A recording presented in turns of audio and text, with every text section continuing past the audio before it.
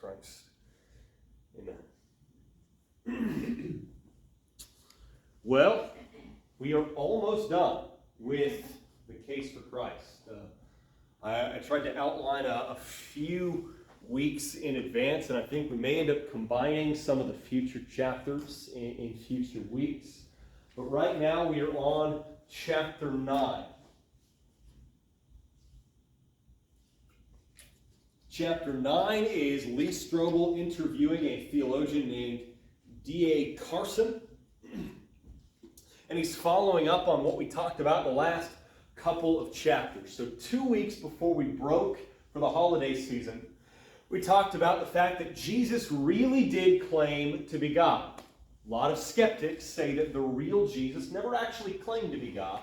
A lot of skeptics say that the real Jesus never actually believed that he was God or claimed to be God or said anything that even implied that he might have been God, but that later down the line the church kind of invented the idea that Jesus was God and then wrote it back into the story of Scripture. But we looked at the evidence available as objectively as possible 2 weeks before we broke for the holiday season. What we found was that even if you forget everything you've ever known about Jesus, Christianity, church, religion, any of it, even if you erase all of that from your mind, if you take a look at the best documentary evidence that we have about Jesus, it is unmistakable that Jesus claimed to be God.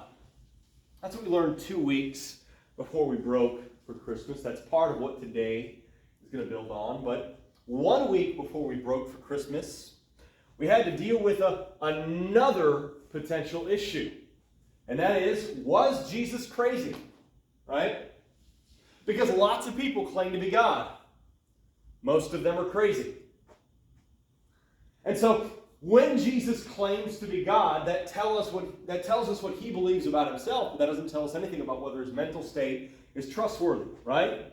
And so Lee Strobel sat down with a different expert. I don't actually remember his name. I think maybe it wasn't Ben Witherington. I don't remember. But he sat down with a different expert, and he took a look at the different traits that typically characterize insanity or mental instability or other things like that. And he took a look at that side by side with Jesus, and he found pretty unmistakably that Jesus was sane by every clinical definition. So we learned 1 week before we broke for Christmas that Jesus was not crazy. So thus far we have 2 out of the 3 things that we need. Yes, Jesus claimed to be God. No, Jesus wasn't crazy, but we have to deal with one last thing, and that is, was Jesus right? Right? He claimed to be God. He was not insane. But neither of those things necessarily tell us whether or not he was God. So today we want to take a look at whether or not Jesus fits the bill that the Old Testament provides for Godhood. We want to look at the way the Old Testament describes God, and then we want to look at the way that the New Testament describes Jesus. We want to compare them side by side and see whether Jesus matches up. Does Jesus fit the Bible's description of God? So, let's dive right in.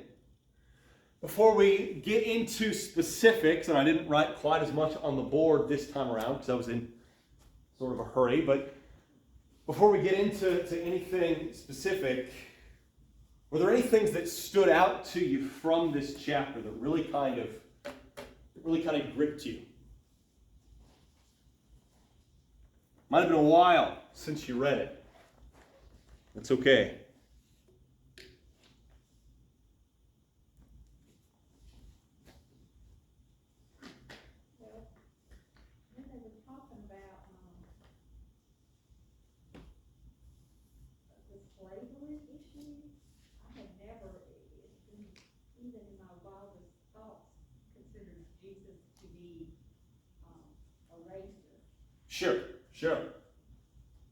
So they're talking about how slavery was everywhere in the Roman slave system, and throughout the four Gospels, Jesus doesn't really say anything that directly addresses it, right? Similar kind of thing. There's the story in, I want to say it's like Mark chapter 6, where there's a Canaanite woman, and she's following after Jesus, and she's trying to convince him to heal her daughter who's possessed by a demon. And he said it's not good for the crumbs that are meant for the children, or it's not good for the bread that's meant for the children to be given to the dogs, right? So some people point to that and they say that's Jesus being racist, right? That's a genuine issue to think about. Recently, I don't remember her name. I should have anticipated this and looked it up. But there's I believe a bishop in the Methodist Church. She's a lesbian woman, and she was challenged by some kind of conservative Methodists, because there still are some conservative Methodists, and she was challenged, and they said that biblically you are not eligible to be a pastor or a bishop because you are living a life of open, unrepentant sin. And she pointed to that story from Mark with Jesus and the Canaanite woman, and she says, once upon a time, Jesus was traveling through the place that used to be Canaan, Syrophoenicia, and this Canaanite woman came and asked Jesus to heal her daughter, but Jesus said, I'm not here for you. I'm here for the Israelites. And it's not good to give the bread meant for the Israelites to the dogs from Canaan. She said that was Jesus being racist, the way that a man at that time would be. But then the woman says, famously, even the crumbs that fall from the table still sometimes go to the dogs. And Jesus is impressed with her faith, so he says, you know what, even though you're a dirty Canaanite, I'll heal your daughter. She says Jesus learns in that moment. She says Jesus grows in that moment. She says that Jesus realized that he had this kind of unconscious racism, and he grew out of it in that moment because of that Canaanite woman. And he says that in the same way today, the church can grow out of its homophobia and learn to accept gay relationships. So that's one thing that a whole lot of people say about Jesus. They point to the story of Jesus and the Canaanite woman. They point to the fact that Jesus never directly addresses slavery in the Gospels, and they say Jesus had these mistaken assumptions during his life that he learned from and grew out of. So now the church should grow out of some of its beliefs, like about homosexuality or about other things like that. But that's very different things. Yeah. What they're talking about, they're very different. Very different. You are correct. The Bible does speak to one man, one woman. Yeah. I mean, it's very clear. Yeah, it's not ambiguous. That's not even a gray area to me. Sure. No, you're right. You're right. So the reason that I bring up that story is because, like you were talking about, with Jesus not addressing slavery, with the story of the Canaanite woman, the Syrophoenician woman, people will point to that and they'll say, Jesus clearly had some sinful attitudes. They'll say Jesus clearly had some sinful tendencies that he inherited from his culture, that he inherited from his family, or something like that. The problem is, when people say things like that, they fundamentally misunderstand the point of stories like Jesus and the Canaanite woman. Because don't some people use those types of stories to try to prove that Jesus isn't God, because God would never sin? Yeah, exactly. People do use those stories to try and prove that Jesus isn't God, because God had never sinned. So let's take the story of Jesus and the Canaanite woman. I'm actually glad that this came up, because I didn't specifically schedule this into today's lesson. But so, Jesus and the Canaanite woman. A couple of things happen, right? First, there is this Canaanite woman. So there is this Gentile woman, right? What do you know about the Gentiles?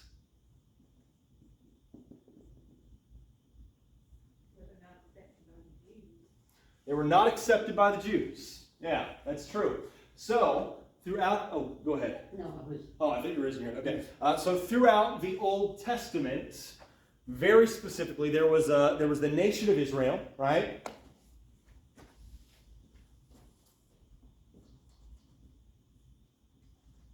Then there was everybody else, right? Everybody who wasn't part of the nation of Israel was part of the Gentiles. Now, God specifically covenanted himself to the people of Israel. And so if you were a Gentile, in order to become part of God's people, you had to leave the land of the Gentiles and do what? Become part of Israel. Yeah, so think of Rahab the prostitute, right? Rahab was a prostitute in Canaan, but she hears about the Exodus. She hears about what God is doing for the Israelite people. And she says, that is clearly the true God. And our God is clearly not. And so when the Israelites show up, the spies show up at her house inside the walls of Jericho, she says, these people are emissaries of the true God, and I want to be on the true God's side. I want to be one of the true God's people. And so whenever the cops show up and they're looking for these spies, she hides them, and then she sends them out by a safe passageway, and she says, please remember me. Please be merciful to me. I want to be a part of your God's people. And so when they come in and they slaughter everybody in Jericho, they don't slaughter Rahab or her family or anybody in her house. It doesn't specifically say it, but you can imagine Rahab probably went out and started spreading the word and started talking to all of her friends and saying, listen, the true God is coming here. And if you want to be part of his people, you need to come to my house and stay there tonight. And so everybody who believed Rahab and came and stayed at her house was spared when the Lord destroyed Jericho, and they became part of Israel. In the same way, we went over the book of Ruth a couple of years ago, right? Ruth was from Moab. That is what used to be Sodom and Gomorrah. Ruth is literally from Sodom. And so Ruth comes to Israel with her mother-in-law, Naomi, and she says, clearly you guys know the true God, and I want to know the true God, and I want to be part of that God's people. And so she goes from Moab, she goes to Israel and becomes part of God's people. We see that same thing happening all throughout the Old Testament. The same thing is true of Uriah the Hittite. That is Bathsheba's husband that David murders. Uriah is a Hittite. Hittites are Gentiles. And so Uriah was actually somebody who had formerly been a pagan, formerly been a Gentile, formerly been on the outside of God's people, but who saw the true God and wanted to be part of his people, wanted to serve and worship him. So that actually makes the murder of Uriah even more tragic, right? David's not just killing some dude who's married to the lady he wants. David is murdering somebody who wasn't born with the truth. Somebody who found the truth and then pursued after the truth. That's even more tragic. But all throughout the Old Testament, we see that Gentiles are absolutely welcome by the God of the universe. All they have to do is leave behind their paganism and come and follow after. But take a wild guess how much of this actually sunk in the brain of the average Israelite. Not much at all, right? I mean, we're in the South, right? We grew up here. I mean, I didn't grow up in this part of the South, but a different part of the South, right? But we grew up around people who knew that God created every people group all over the world, right? Who knew that God created people, whether they were white or black or Asian or Latino or whatever, right? People who knew that. People who knew that the love of God rests on everybody. And yet, did those people want people of other races in the church? Not really. Right? That was like this.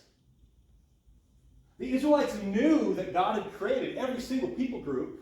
The Israelites knew that the love of God rested on every single tribe and tongue and nation, and that God wanted to reach the people from every nation of the earth, Gentile or not.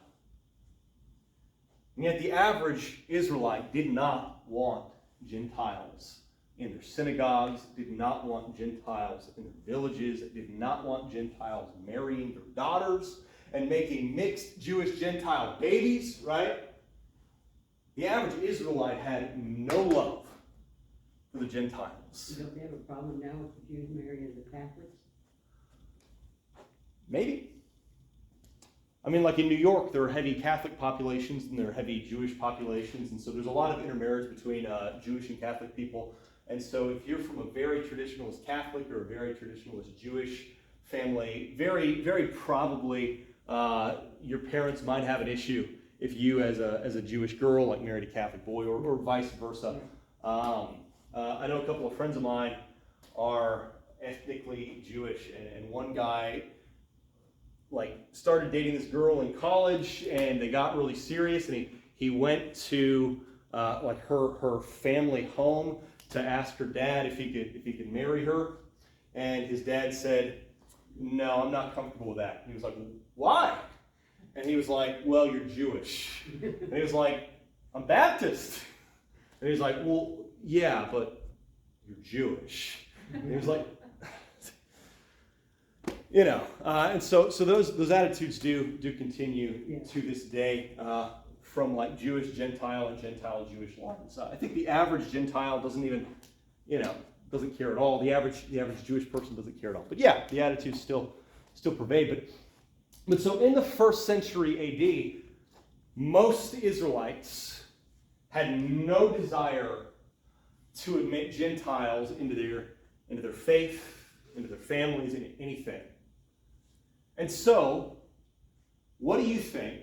Do you think the disciples of Jesus were just magically immune from those attitudes, or do you think they shared those attitudes? They probably shared it. They probably shared them, yeah? Good people have profoundly ungodly attitudes just buried deep down in them all the time, right? Doesn't mean they're bad. It just means it's there. You're born with a sin nature, and then you develop specific types of sin problems as you grow up, and a lot of times you pick up attitudes from your parents and your culture and stuff that are profoundly unbiblical, that you might go to your grave never growing out of. Now the Lord is going to cleanse us of those attitudes in the end, but we have all these unbiblical attitudes, and one of those unbiblical attitudes that the disciples of Jesus probably would have had was disdain for Gentiles. So with that in mind, Jesus is walking through Syrophoenicia, and who comes up to him? A Canaanite woman with a demon-possessed daughter. Jesus is with his disciples, who probably share this disdain for Gentiles. And so Jesus decides to do almost like performance art. He decides to make an example to teach his disciples something, because it's actually really hard to get people to let go of unbiblical attitudes just by telling them that it's wrong, right? You ever tried to talk somebody out of an unbiblical attitude they had? It's not easy, right? Something has to happen, right? It's hard to let go of what you've been raised to believe. Yeah. When you're born and bred into something, and it's the only way that you've ever known. Yeah. It's just like it's the only way they'd ever known. Mm-hmm. It's hard to let go.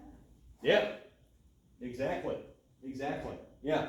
So it's difficult to talk people out of stuff like that. Something has to almost like rattle you out of it, right? You have to have a kind of cataclysmic experience. And so Jesus decides to almost do a little bit of performance art to sort of create this cataclysmic experience that'll rattle his disciples at least a little bit out of this attitude. And so what happens is this Canaanite woman with a demon-possessed daughter comes up to Jesus, the Jewish Messiah, as he's passing through her predominantly Gentile territory, and she says, Jesus, I know who you are.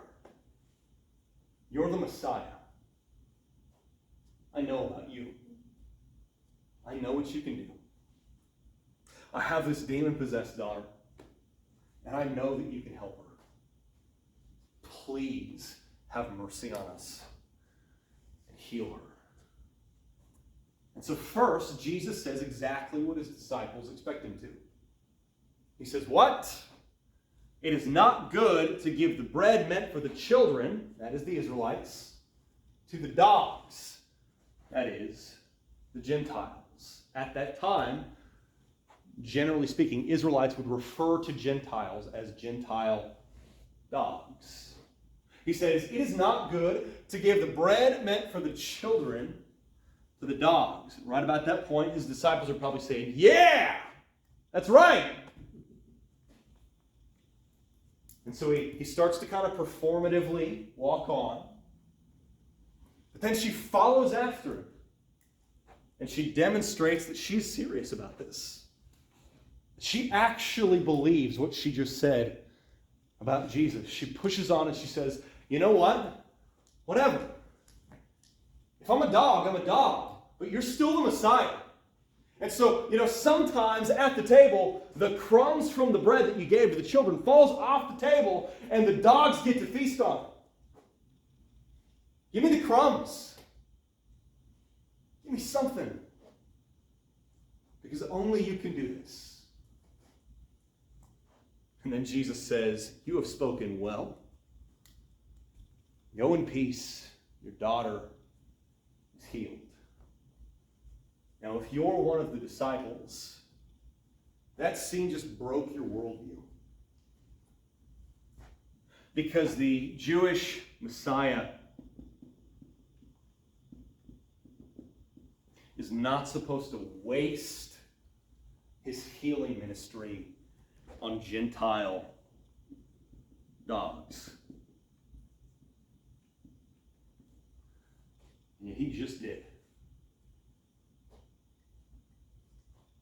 So he just broke everything you grew up believing.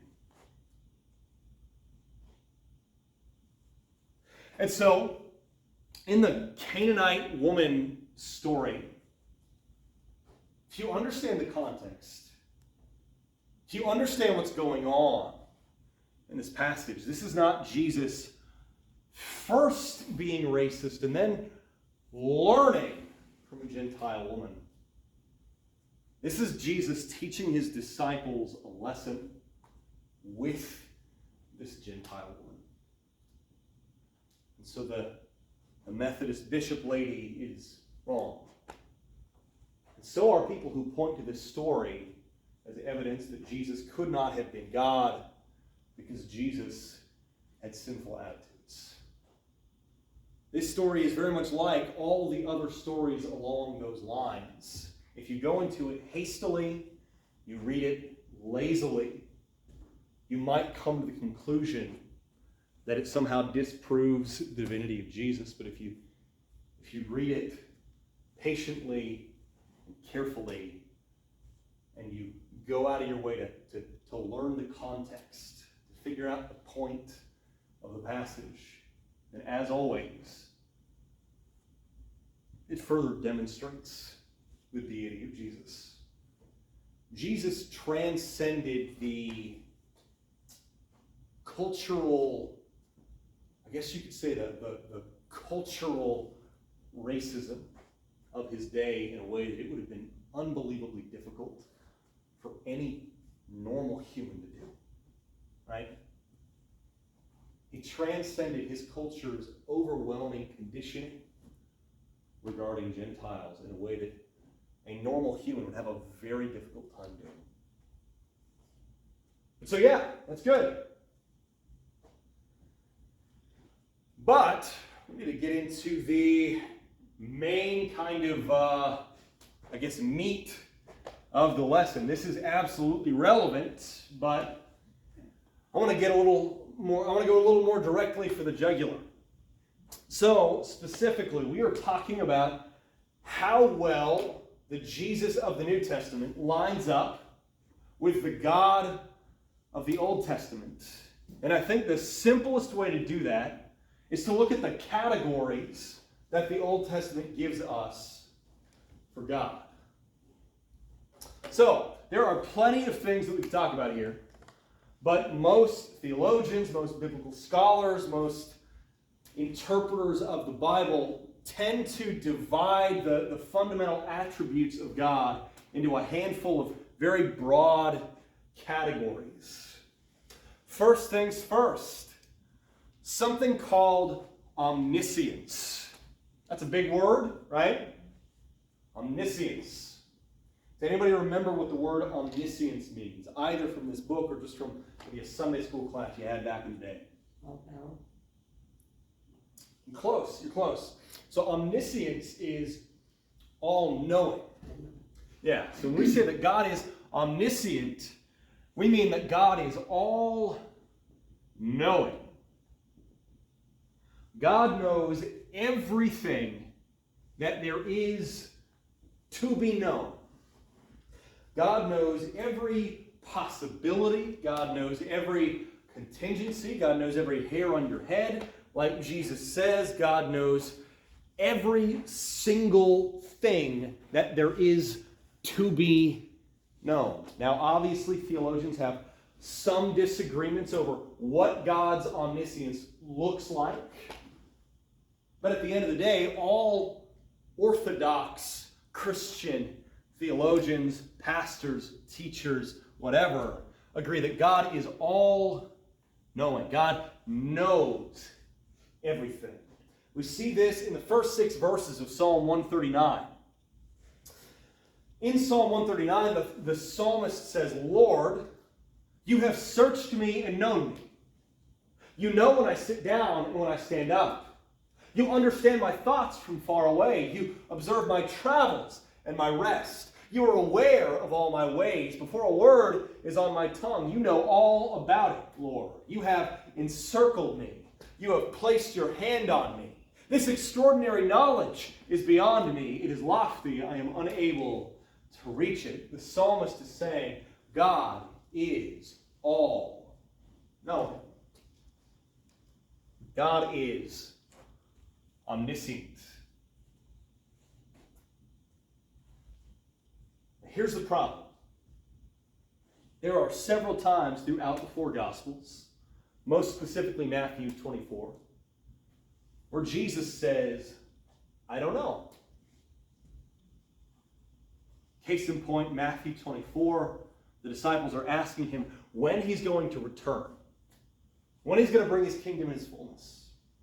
When are the end times going to happen? Talking about that on Wednesday nights, right? And Jesus says, shut up and stop asking. Right? He says, stop trying to figure it out. You're wasting your time. He says, basically, stop reading John Hagee books. If you meet an end times preacher who keeps predicting the end times or who keeps trying to map out the end times, you're talking to a huckster. If you meet a preacher who tells you that the mark of the beast is going to be vaccines or it's going to be barcodes or it's going to be microchips or whatever, you're talking to a jackwagon. But he says, not even the Son of Man knows the hour of his return. That's just one example of the many times throughout the 4 Gospels where Jesus says, I don't know. But isn't that also why some people don't believe he's God? Mm-hmm. He doesn't know? Yeah, that's exactly right. So that is the first kind of issue that we run into. That's the first objection that we run into. God, as described in the Old Testament, is all-knowing. Jesus, as described in the New Testament, doesn't know some things. That's one of the issues that we face. Anybody want to take a crack at solving that? The right hand doesn't always tell the left hand what to do. Hey, that's not bad, actually. Yeah. Now we'll deal with all of these at the end, but just anybody want to take a shot? What do you think? Why would Jesus not know the answer to certain things when God is omniscient?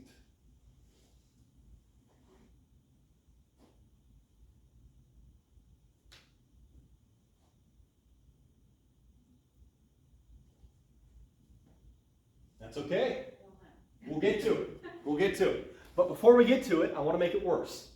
So, the second major attribute of God that the Old Testament outlines for us is God's omnipresence. Anybody want to take a guess what omnipresence means? He's everywhere. Yeah. Yeah, omnipresent. God is everywhere. We see this once again in Psalm 139, picking up exactly where we left off. The psalmist says, "Where can I go to escape your spirit? Where can I flee from your presence? If I go up to heaven, you are there. If I make my bed in Sheol, you are there. If I live at the eastern horizon or settle at the western limits, even there, your hand will lead me. Your right hand will hold on to me. If I say, surely the darkness will hide me, and the light around me will be night, even the darkness is not dark to you. The night shines like the day. Darkness and light are alike to you." God is everywhere. God is omnipresent. God is in this room with us at this moment. So I'm being very careful about my wording for everything. Right? Here's the problem. Throughout the four Gospels, we see fairly consistently, Jesus cannot be in multiple places at once. Right? He was in human body. There you go. Yeah. So when he learns that his friend Lazarus is about to die, he doesn't just have Scotty beam him over there, right? He walks there, and it takes so long to walk there that he's dead when he gets there. The same way, when the crowds are all pushing in on him, he has to find a way to escape, right? He can't be in two places at once. He's limited to one place at one time. And so a lot of people will point out that since God is omnipresent, as described by the Old Testament, it's a bit of an issue that Jesus apparently isn't throughout the four Gospels. And like you said, he's in a human body, and we're gonna talk about it once we get to this weird word, right? But yeah, so Jesus is operating in a human body. There are inherent limitations that Jesus is operating under, right, during his human ministry. That's good. Yeah. But before we get to that, I want to make it even worse. The third attribute that the Old Testament gives to or uses to describe God is omnipotence. Anybody want to take a guess about what omnipotence means? I think he has all authority, all power. Yeah, all authority, all power. It's like you said earlier, yeah. So omnipotence means God is all powerful. We see this once again in Psalm 139, picking it up once again exactly where we left off, beginning in verse 13. The psalmist says, "For it was you who created my inward parts. You knit me together in my mother's womb. I will praise you because I have been remarkably and wonderfully made. Your works are wonderful, and I know this very well. My bones were not hidden from you when I was made in secret, when I was formed in the depths of the earth. Your eyes saw me when I was formless. All my days were written in your book and planned before a single one of them began. God, how difficult are your thoughts for me to comprehend. how vast their sum is. If I counted them, they would outnumber the grains of sand. When I wake up, I am still with you. God is all powerful. God is omnipotent. God has all power that there is to be had. Now, that does not mean that God can do things that literally are impossible. A lot of times we say God can do the impossible, and that's what we mean by that is right, but the actual wording of that is really not, right? A lot of like skeptics and stuff like to say things like, oh, could God make a square circle? It's like, no, because that's stupid, right? Could God make a rock so big he can't pick it up? No, that's stupid. That's an incoherent category, right? God has all power that there is to be had, but God does not have the power to do things that flat out cannot exist. So square circles are out. A rock so big he can't pick it up is out. Those things are incoherent. It's not that they're too hard for God. It's that they're incoherent. And so when we say that God is all powerful, we mean that God has all power. That does not mean that God is somehow able to do things that are downright incoherent, that are downright nonsensical. God is all powerful. He can do anything that can be done. He can create something out of nothing. He can give life to the universe. He can sustain the universe. He can change hearts. He can transform wills. He can bring the dead back to life.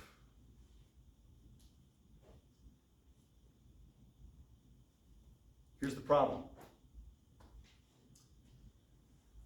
Mark 13, just as one case in point, says that Jesus was unable to perform many miracles in his hometown due to the unbelief of the people. He gets to his hometown, gets to Nazareth, he's preaching, he's teaching, he's healing, but not that much. Because the people there reject him. So Mark says he was not able to perform many miracles due to their unbelief. Now, what a lot of people like to point out is that if the God described in the Old Testament is all powerful, and if Jesus is the God of the Old Testament, there's a bit of an issue if there's something that Jesus can't do. Right?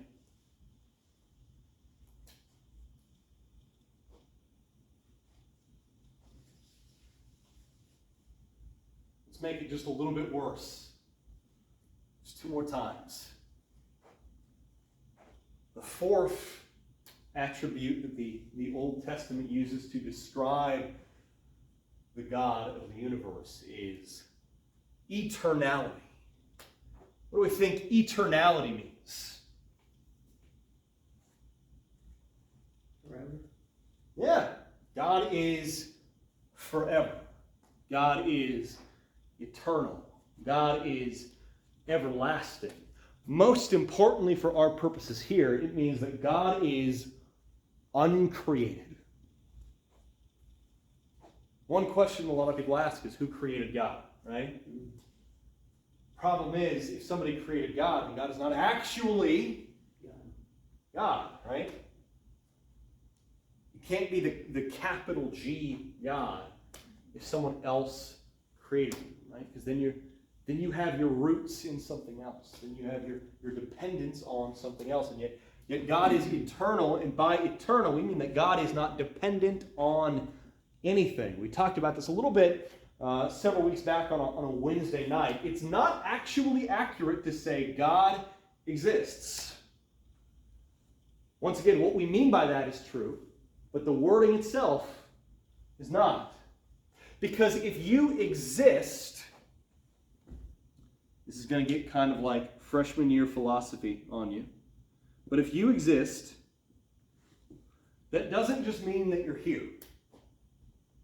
It doesn't just mean that you are on the earth. It doesn't just mean that you are around. If you exist, it means that you have existence.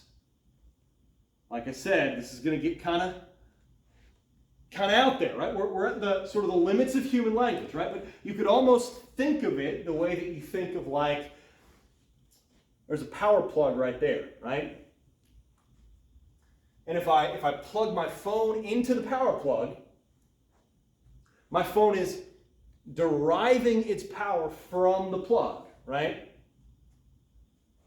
In the same way, if you exist, it means that you are deriving your existence from existence itself.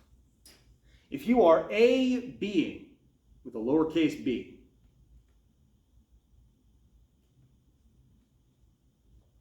oh no, then you are deriving your being from capital B being itself. Wouldn't that be like an extension of God? Not exactly. No. So you are not part of God. You are not an extension of God, but you are created by God, sustained by God, held together by God, given life moment by moment by God, protected by God, held up by God. And so being itself grounds everything else. This is not like pantheism. This is not like nature worship. God is not nature. God is not the world. And yet the world is held up on the grounding of God. Like I said, this gets very, very up there, right? This gets very kind of difficult to even articulate. And so God is not a being. God is being. God does not exist. God is the existence that grounds all the rest of us. And yet God is also personal. God is also distinct from us. God also knows each and every one of us. God can also interact with us. God reveals himself to us. God is not some impersonal force that we just sort of tap into and feel sometimes. God is, like I said, we're getting to the limits of language, right? God is a person, but he is also personhood itself that grounds all the persons of the earth. And so when we say that God is eternal, we mean all of these brain-breaking things. We see that just a little bit in Isaiah 57:15. God is he who lives forever. And very much in the same sense as the rest of this, God is immutable. Ever heard that one before?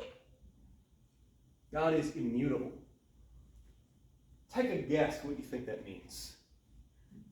Never shuts up. I understand. I know it's not right. Hey. God is unchanging. God never changes. See that in Malachi 3:6. He says, "For I, the Lord, do not change." God is eternal and immutable. And if you recognize that God is eternal, then it makes sense that God would be unchanging, right? How does the ground of being change? How does the ground of existence change? How does the ground of personhood change. Wouldn't make sense, right? And so, the God described in the Old Testament is omniscient, omnipresent, omnipotent, eternal, and immutable. But we have a problem. Because the God described in the Old Testament is eternal, and yet the New Testament describes Jesus as begotten, right? Born. John 3:16, for God so loved the world, he gave his only begotten Son. Colossians 1:15, Jesus is the firstborn over all creation. One of the things that a lot of skeptics like to say is that if Jesus was born, that must mean that Jesus was created.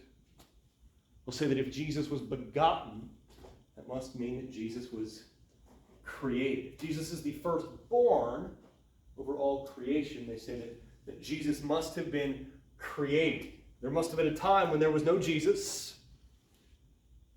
and then a time when there was. That's what a lot of skeptics say. It's also what Mormons say. It's also what Jehovah's Witnesses say. Mormons specifically have a saying. They say, there was a time when Jesus was not.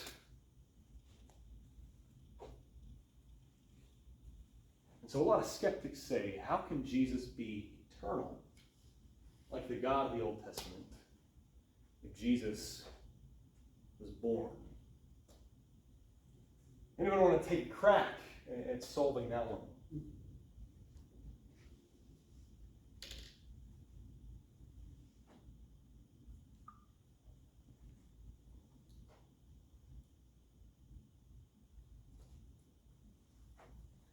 It is a hard one. To make it even worse, the Old Testament describes God as immutable, as unchanging. I, the Lord, do not change. So, what do we do with all of this? We have an Old Testament God who is all-knowing, everywhere, all-powerful, eternal, and unchanging. And we have a New Testament Jesus who does not know some things, can only be in one place at once, cannot do some things, and was born. How can the New Testament Jesus be the Old Testament God? Anybody remember a little bit of what D.A. Carson and Lee Strobel said?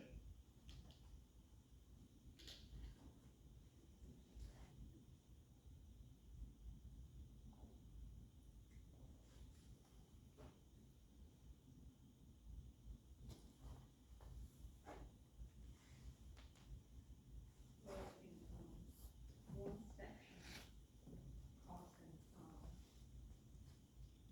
points out that in Colossians 2:9, where the very same author stresses, for in Christ all the fullness of the deity lives in bodily form. So he's saying that the term firstborn cannot exclude Jesus' eternality. That that's part of what it means to possess the fullness of the divine. So he's saying that Jesus is God in a bodily form. He is the heir. He is God. He's just here in a bodily form. Yeah, that's good. That's good. So this is very similar to what Angie said just a few minutes ago. We were talking about, I think, the omnipresence. Jesus can only be in one place at one time, and he pointed out he's in a human body, right? But do you think that part of this is that God felt that people would accept him more if he could come in a bodily form, that it would be someone that could relate to people and people could see? I'm sure that was a factor. Now, the primary reason the Scripture gives for why Jesus came in a human body. Well, I mean, I know it was to die for our sins. Yeah. But Yeah, yeah. I think it also, is easier to comprehend when you see a human form. Mm-hmm. Yeah, I think there's a lot of merit to that. Yeah, I think that makes a lot of sense. Now, the big thing that we want to point to for the moment is a weird biblical term called Kenosis. Ever heard the term Kenosis before? Nope. I don't think I'm actually pronouncing it right, but this is usually how we Americans pronounce it. Kenosis is a Greek term that we're just kind of transliterating into English. And kenosis comes from Philippians chapter 2, verses 5 through 8. Would anybody like to read Philippians 2, verses 5 through 8 for me? Let's learn about kenosis.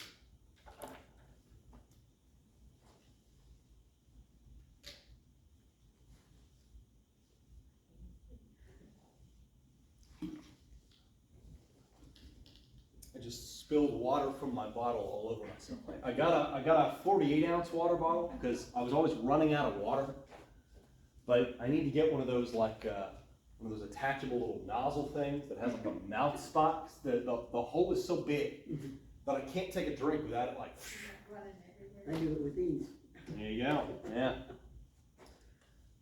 Philippians 2 verses 5 through 8. Whoever's got it, lay it on me.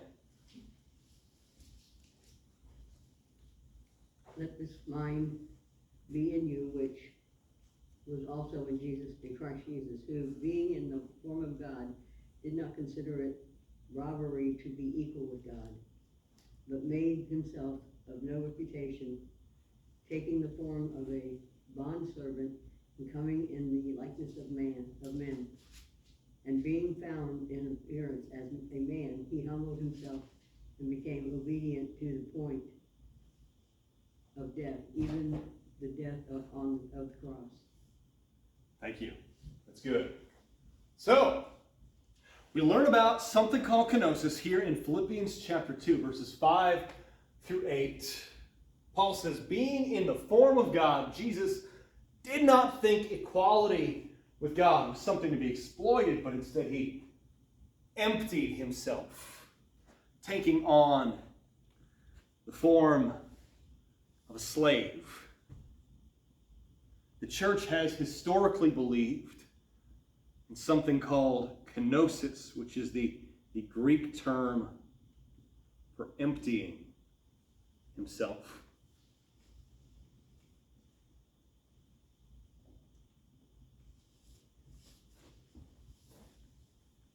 Jesus emptied himself, taking on the form of a slave. When he came down from heaven, Jesus emptied himself. This is once again kind of complex, kind of like the discussion we had about eternality. This is going to kind of push us to the limits of human language again. I know you're excited about that. The short version is that you could say he emptied himself of the independent use of his attributes. That's the way that D.A. Carson likes to put it in the book. I'm going to write it down.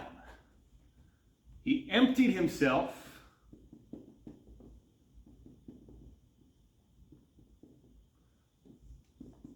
of the independent use of his divine attributes. Say that with me.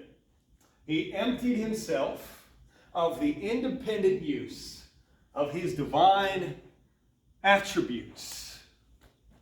What do you think that means? That's what I was just gonna ask. Take a crack at it. What do you think it means?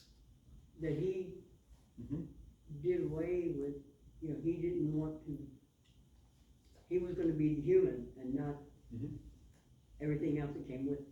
Yeah, that's a good way to put it. Jesus didn't stop being omniscient. He didn't stop being omnipresent. He didn't stop being omnipotent. He didn't stop being eternal. He didn't stop being immutable. And yet when he came to earth to live as a human, his goal was to live a human life like the human life we're supposed to live, right? Like Hebrews 4 says, he was tempted in every way that we are, yet without sin. He experienced everything we experienced, yet without sin. He encountered everything we encounter, yet without sin. He went through the entire human experience, yet without sin, so that he could be our perfect sacrifice on the cross. And if you're going to do that, if you're going to live a real human life, can you do it on cheat mode? Not really. Right? He just chose not to be all this. Yeah. He chose to be human. He chose not to use these attributes except when he was guided to do so by the Father. Remember when we went through the book of John for about a year and a half, over and over, Jesus keeps saying the same thing. He says, I do only what I see the Father doing. I do only what the Father shows me. I say only what the Father tells me. On earth, in human form, Jesus was an omniscient, omnipresent, omnipotent, eternal, immutable God in human flesh, looking up into heaven, seeing what the Father was guiding him to do, and then doing that. I heard you explain one time that, okay, this is the people on earth, and this is God. And it goes like over the heads of everybody. Yeah. God goes over the head. So he sent Jesus, and now it's an ant. Jesus, the ant just climbs over and he gets into with the people. Yeah, that's exactly right. Yeah, he gets in with the people. He rubs shoulders with the people. He lives like the people, right? Yet without sin. He goes through what the people go through, yet without sin. He subjects himself to the same limitations as the rest of the people, yet without sin. We call that Kenosis. Jesus empties himself of the independent use of his divine attributes. Yeah. So he empties himself of the omniscience that he still has. He has it. He doesn't use it. He empties himself of the omnipresence that he still has. He has it. He doesn't use it. He chooses to be in one place at one time. He empties himself of the omnipotence that he still has. He has it. He doesn't use it. He empties himself of the eternality that he still has. He has it. Doesn't use it. He empties himself of the immutability that he still has. He has all these divine attributes, but he doesn't use them except for when the Father expressly guides him to do so. And so we see this playing out first in John 14 and then in John 17. In John 14:28, this is during his human ministry, during those 30-something years that he was walking the earth as a human who emptied himself. He says, the Father is greater than I. Because Jesus says the Father is greater than I, a lot of people point to that and they say, look, Jesus can't have been God because he just said the Father is greater than I, right? And yet Jesus isn't saying that the Father is eternally greater than him.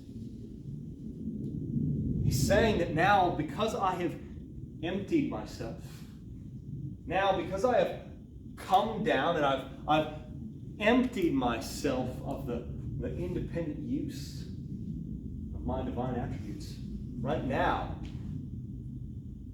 so to speak, the Father is greater than I. But just a few chapters later, at the same dinner, in the same conversation, in John 17:5, he looks forward to his resurrection and then ascension into heaven, when he's going to uncanonicize. He's going to unempty himself, right? He's going to be exalted again. He's going to take up his omniscience, his omnipresence, his omnipotence, his eternality, his immutability all over again. He says in John 17:5, he says, glorify me with the glory that I had with the Father before the world began. Remember that one? That's one of my favorite passages of Scripture. Before the world began. Here's creation. Pretend I drew good. Pretend I made good charts, right? Here's the act of creation. Before creation, there was Jesus. There was the Father. There was the Spirit. There was the one triune God, Father, Son, and Spirit, equal in glory. Before God created anything, Father, Son, and Spirit were together in glory. Then came creation. Then came the fall. Then came Israel.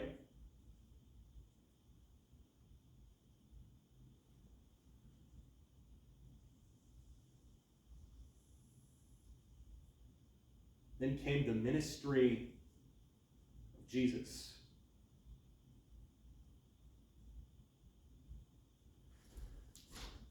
Once again, pretend I had good handwriting.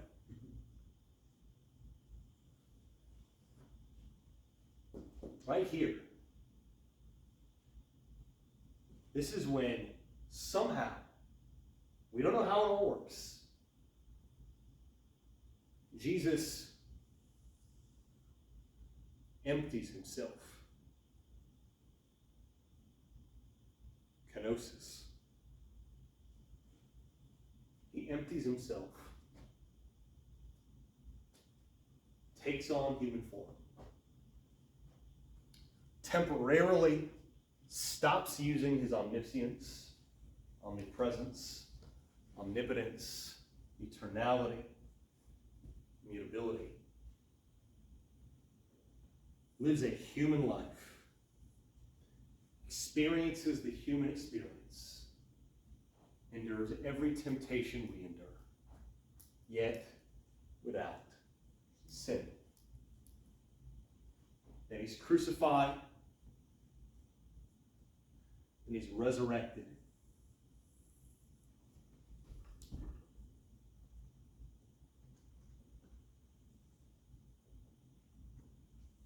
Then he ascends. Theologians debate this a little bit, but somewhere in here, the kenosis ends. and he takes up the divine attributes again. Goes through the opposite of kenosis. He is exalted.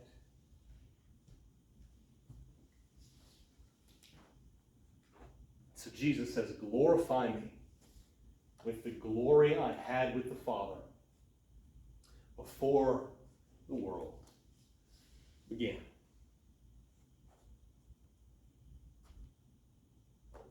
And once you get that, the rest of the four Gospels makes a whole lot more sense. Once you deal with that question mark, the rest of what we read in the four Gospels makes considerably more sense. Like if you go home today and you read one of the Gospels, a whole lot of things that used to be confusing might fall into place. Once you realize that throughout the four Gospels, Jesus has emptied himself of the independent use of his divine attributes, then you can see why he does a lot of what he does. And more than that, you can see the moments where the Father does guide him to use those divine attributes. Because sometimes in the four Gospels, he does use these divine attributes at the guidance of the Father. Think of John 16:30. Jesus finishes up telling them all about some of the things that are about to happen to him. And do you remember what the disciples say? They say, now we can see that you know all things. It clicks for them. Beyond the kenosis, you see, Jesus is all-knowing. And then again in Matthew 28, Jesus says, I am with you always to the end of the age. We see the omnipresence of Jesus. Once again, in Matthew 18, he promises, when 2 or 3 of you are gathered in my name, that's literally the situation we're in, right? He says, I am with you. It's the omnipresence of Jesus. And once again, Matthew 28:18, all authority has been given to me in heaven and on earth. Jesus has just been exalted again. His kenosis has been undone. He's taken these attributes back up to use independently. He says, all authority has been given to me in heaven and on earth. That's the omnipotence of Jesus. And then again, in Hebrews 13, the author of Hebrews says Jesus Christ is the same yesterday, today, and forever. Your translation might say Jesus is unchanging. He is forever the same. It's the immutability of Jesus. And once again, John 1:1, the first verse of the Gospel of John. Anybody remember how it begins? John begins his Gospel by kind of rhyming with Genesis chapter 1. Genesis chapter 1 says, in the beginning God created the heavens and the earth. John chapter 1 says, in the beginning was the Word, Jesus. And the Word, Jesus, was with God. And the Word, Jesus, was God. Jesus was born, like we talked about before, but he was not created. The words only begotten in John 3:16, that's technically correct in terms of how to translate that. That's not wrong, but the wording is confusing in a very unhelpful way. Because only begotten, all it means is singular or unique. Jesus is the singular Son of God. And in the same way, in Colossians 1:15, we talked about earlier, Jesus is the firstborn over all creation. That doesn't mean that Jesus was created. Firstborn in the first century, in that context, firstborn was a legal title that you would bestow onto the child who was going to inherit all the rights and privileges of the family estate. By the 2nd century, the term firstborn had completely stopped being used in reference to the birth of a child. Weird, right? It had become purely a functional title. So you could be the firstborn even though you were technically the 7th kid. Because you were the one Dad was giving all his stuff to. The firstborn is just the child with the inheritance rights. And so when Paul says that Jesus is the firstborn of all things, he's talking about this. He's saying Jesus has now been exalted, and Jesus is inheriting everything. Jesus is not a creation, he's inherited creation. He's been exalted into kingship over creation. So when you take the eyewitness documentary evidence of the 4 Gospels all together, you get a picture of a Jesus who is omnipotent, omnipresent, omniscient, eternal, uncreated, immutable, unchanging. The 4 Gospels present Jesus to us as a human man who somehow also fulfills all the attributes of the creator and sustainer of the universe. Jesus is the God of the Old Testament who took on our humanity and lived a human life on earth. Does that all make sense? Mm-hmm. Any questions or thoughts or anything? It's just a lot heavy when you break it down that way. Yeah.